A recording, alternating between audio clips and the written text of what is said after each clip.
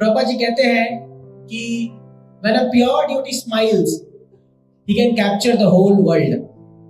एक शुद्ध भक्त का जो स्माइल है, उसकी जो मुस्कान है, वो किसी का भी दिल जीत सकती है।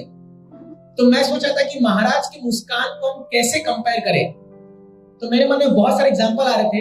ये मेरी खुद की कल्पना हो सकती है, बट अभी कुछ दिन पहले मैं एक लेक्चर तैयार करा था, तो उसमें चैतन्य महाप्रभु सनातन गोस्वामी को बताते बताते वो फिलॉसफी बता रहे थे और वो कृष्ण के रूप का वर्णन करना शुरू कर देते हैं।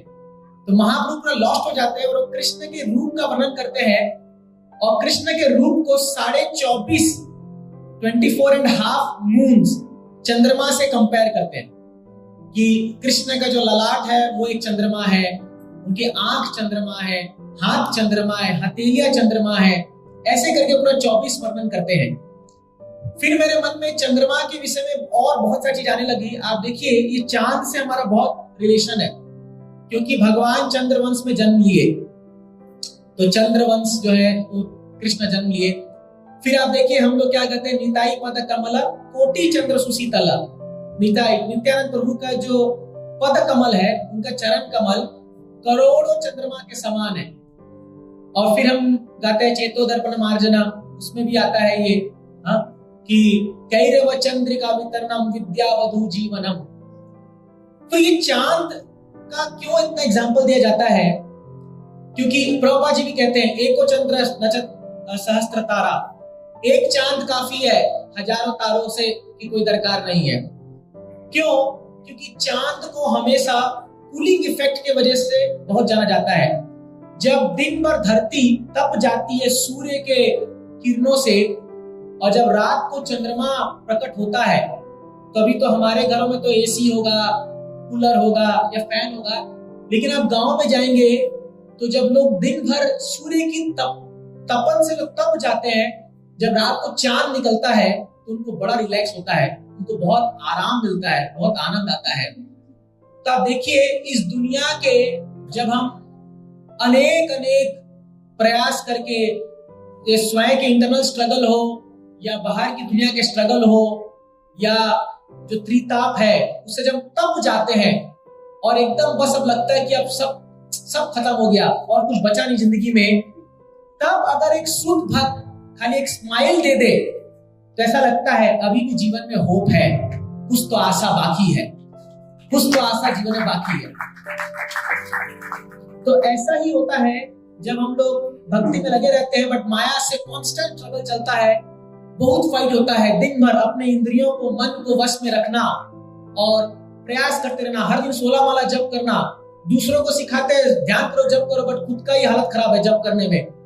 लेकिन एक बार जब गुरु महाराज आते हैं, एक बार महाराज आते थे और जब एक बार देख के बोल दे, खाली बार देख के स्माइल कर दे, ऐसा होता था कि मेरा सारा जो स्ट्रगल है पिछला 2-2.5 महीना या जितना भी महीना हमारा से नहीं मिले, वो स्ट्रगल वर्दी है, क्योंकि इस स्माइल के लिए तो मैं इंतजार कर रहा था। और ये केवल हमारे जिंदगी में नहीं है, बहुतों की जिंदगी में ऐसा है। तो मैं महाराज का एक मेमोरियल प्रोग्राम अटेंड कर रहा था, वहां पर कुछ भक्त लोग जो महाराज को तो मिले नहीं या महाराज से उतना संपर्क नहीं हुआ, ऐसा कुछ वार्तालाप नहीं हुआ, बट वो अपनी ऑफरिंग में एक ही बात बोल रहे थे कि महाराज ने देख करके मुझे हंसा और मुझे जो स्माइल किया और मुझे मेरे सारे प्रश्नों का उत्तर मिल गया। तो देखिए, एक शुद्ध भक्त का स्माइल जो होता है वो बहुत ट्रांसफॉर्मेटिव होता है, बहुत मैग्नेटिक होता है। क्यों? क्योंकि उसका इनोसेंस, उसकी जो भक्ति वो झलकती है उसके चेहरे से। तो इसीलिए एक वैष्णव होने के नाते एटलीस्ट जब हम किसी दूसरे वैष्णव से मिले, एटलीस्ट एक स्माइल दे दिया करें। एटलीस्ट भले आर्टिफिशियल हो, बट एक स्माइल से बहुत काम हो जाता है। तो उसके मन में जो द्वेष, ईर्ष्या, काम जो भरी पड़ी होगी, वो सब शांत हो जाती है केवल एक स्माइल से। तो महाराज इस चीज में माहिर थे। इसलिए मैं सोचा महाराज इतने भक्तों को कैसे अपने से जोड़ के रखे हुए, हजार भक्त। जब महाराज का समाधि प्रोग्राम हुआ, 50,000 से भी ज्यादा भक्त लोग आए और सबका महाराज से पर्सनल टच था।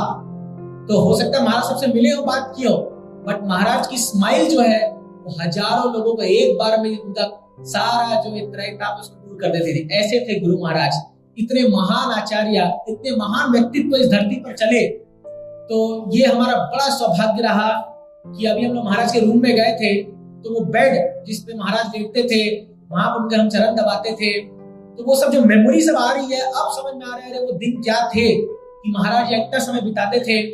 बट अनफॉर्चुनेटली या फॉर्चुनेटली जो भी हो, हम जितना ही समय मिला थोड़ा बहुत ही उनका संग प्राप्त कर पाए। बोलते ना, जब व्यक्ति चला जाता है तब उसकी जो कमी है उसके एक एक पल महसूस होता है, तो अब वो बहुत महसूस हो रहा है वो सारी चीजें।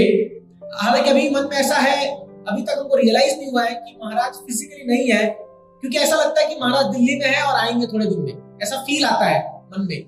लेकिन जब अचानक से मुझे ऐसा याद आता है कि अरे महाराज कभी नहीं आएंगे फिजिकली, तो एकदम अजीब लगने लग जाता है। तब अब क्या होगा, अब हमारा क्या होगा, हम शेल्टरलेस हो गए।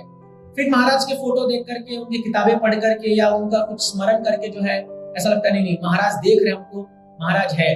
तो इसीलिए हम सभी भक्तों को, जो हम शिष्य लोग हैं, अब महाराज के इंस्ट्रक्शंस और उनकी यादों के साथ पूरा जीवन कृष्ण भक्ति में लगाना है और जीना है। महाराज हमेशा कहते थे कि तुम्हारा your best offering to me will be you become a very good devotee. तो अगर हम बहुत अच्छे भक्त बन जाएंगे तो यही हमारी महाराज को सबसे बड़ी श्रद्धांजलि होगी। हमको इम्प्रूव करना है और आगे बढ़ना है। अभी तो रियल परीक्षा स्टार्ट हुई है। देखिए प्रभुपाद जी, आज हम महाराज का लेक्चर सुन रहे थे मॉर्निंग में, तो महाराज बता रहे थे कि प्रभुपाद जी जब चले गए तो ये संस्था जो है लगभग 100-150 केंद्र थे, बट प्रभुपाद जाने के बाद ये संस्था 5-6-7 गुना बढ़ गई। क्यों? उनके शिष्य इतने काबिल थे। उनके शिष्यों ने जो काम किया है वो दर्शाता कि प्रभुपाद कितने महान थे। The tree is known by it's fruit. तो पेड़ का पहचान होता है वो कैसा फल देता है। अगर फल कड़वा है तो पेड़ को कोई लाइक नहीं करेगा। उसी प्रकार अगर हमको गुरु महाराज का रियल गुरु लाना है तो हमको दिखाना है हम कैसे शिष्य बन के दिखाते हैं। जब दुनिया आपसे पूछे आप किससे शिष्य हो और आपके मुंह से प्राउडली निकले कि मैं गोपाल कृष्ण महाराज शिष्य हूं, उस दिन याद रखना आपके शिष्यत्व होने का सफलता हो गया है।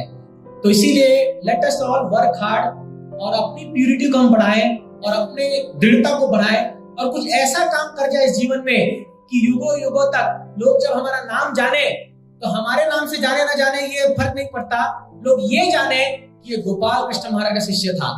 तो इसीलिए इसी प्रार्थना से मैं यहाँ पर अपनी वाणी को विराम दूंगा। मैं प्रार्थना करता हूँ महाराज से, महाराज बहुत लंबा सफर जाना है और बहुत सारी तकलीफें आने वाली है, ये हमको पता है, ये एक्सपेक्टेड है। प्लीज आप हिम्मत दीजिएगा, आप पेशेंस दीजिएगा। उत्साह, निश्चय, धैर्य, निश्चय के बारे में बताया गया, but patience is also very important, कि धैर्य रखना। और महाराज उसके मूर्तिमान स्वरूप थे, क्या धैर्यवान व्यक्ति थे, गजब मानना पड़ेगा। इतना धैर्य होना कि इतने सारे लोग, इतनी परेशानियां, इतनी टेम्पल्स, इतना एंजाइटी, पर स्टिल अपनी साधना को इंटैक्ट रखना, अपने विश्वास को इंटैक्ट रखना और पूरे इस्कॉन को एक परिवार लेके चलना, ये कोई सामान्य व्यक्ति की बात नहीं है। हम बड़े भाग्यशाली, हम ऐसे महापुरुष से संपर्क में आए और इनके शिक्षाओं का पालन कर रहे हैं।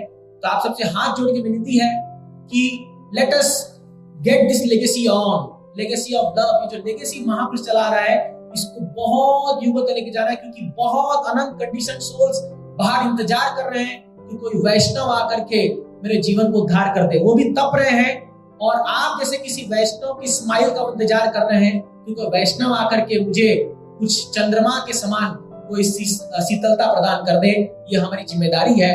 तो इसी शब्दों के साथ मैं विराम देता हूँ। बहुत बहुत धन्यवाद आप सबका। मुझे गोपाल कृष्ण महाराज की